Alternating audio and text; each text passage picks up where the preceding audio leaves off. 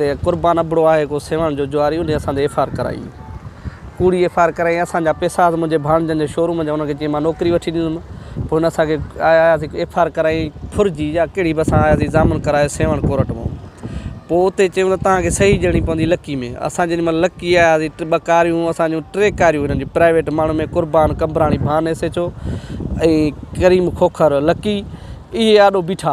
ॿी प्राइवेट माण्हू कार में 3 कारियुनि में लही पिया उते असांखे चढ़ी विया मथो अखियूं बखियूं ॿधी खयूं हलिया विया असांखे तक़रीबन 20-22 ॾींहं असां गुम हुआसीं असांखे इहा ख़बर न हुई त किथे आहियूं करीम खोखर असांखे चवंदो मालिकनि खे चओ त पैसा ॾियो पोइ असांजे मालिकनि हाई कोर्ट में पटिशन कई सेशन कोर्ट हिन में कोटड़ी में पटिशन कई मीडिया ते वठ वठा थी अॼु असांखे राति चई त हाणे ॻाल्हि ॿुधो तव्हांजे मालिकनि सां ॻाल्हि ॿोल मुंहिंजी थी वई आहे हाणे तव्हां मुंहिंजा महिमान अॼु सुभाणे हलिया वेंदो उथो तड़बड़ कयो ॾाढो तयार जो कपिड़ा तव्हांजा मालिक ॾेई आहिनि ॾाढ़ियूं ॿाढ़ियूं लारा असांखे बंदि कराई अॼु असांखे प्राइवेट कार में खणी पाण 2 पुलिस वारा गॾु जेके बिना वर्जियुनि जे अचे हिते छॾे पियो आहे मंदलिया बबलू बबलू चवंदा आहिनि हे मुंहिंजो जेको मामो आहे उहो मुंहिंजो मासात आहे हिननि ते कुर्बान कबड़े जेका आहे सो कूड़ी FR कराई कार फुरजी असां हिन खां बार पैसा घुरिया बाबा असांखे पैसा ॾे नौकिरी जे लाइ पैसा वरितासीं आख़िर चङनि मठनि खे दाऊं मिलियूं हिन वठी ड्रामो शुरू कयो मुंहिंजी कार फुर में जेके आहिनि हे ॾोही आहिनि असां फ़ैसिला फड़ी चङा जिथे किथे बाक़ा शायदि को सबूत अथई वठी आहे त असां तोखे वहिंवार आख़िर न ॼाण बधे सियासी माण्हुनि जे सिफारिश हिन FR कूड़ी दाख़िल असां ते कराई उन जो असां ज़ामिन करायो एडिशनल 7 खां उहो कराए चयूं अलॻि तव्हांखे लकी थाणे ते फिंगर थींदा अब हलो फिंगर ॾेई चयो भला फिंगर जीअं फिंगर ॾियण पिया त रस्ते ते 2 कारूं जेको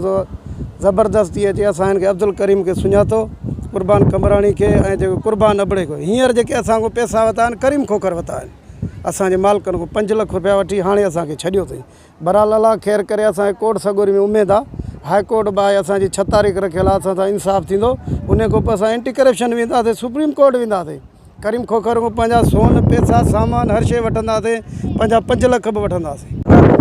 शोरूम आहे मुंहिंजो भान सैदाबाद में असां इज़त वारा माण्हू कारोबार वारा माण्हू असां ते पूरियूं FIR कयूं वञनि थियूं कुर्बान अबरे जे चवण ते सियासी लेवल आहे असां याकत जतो इहा माण्हू सम्झी ॻाल्हि असां सां ज़ातियूं आहिनि करीम खोखर असां ते कूड़ी FIR कई वई आहे उन जे मौजू त असांखे 20 ॾींहं असांखे लिखाए छॾियईं असांखे माल ब्लैकमेल कयो मुंहिंजो मामो मूंसां गॾु ॿियो मुंहिंजो मासा उहो मूंसां गॾु मूंखां सोनो लाकेट राटो वाच ॿ मुंडियूं रोक पैसा मोबाइल खणी वई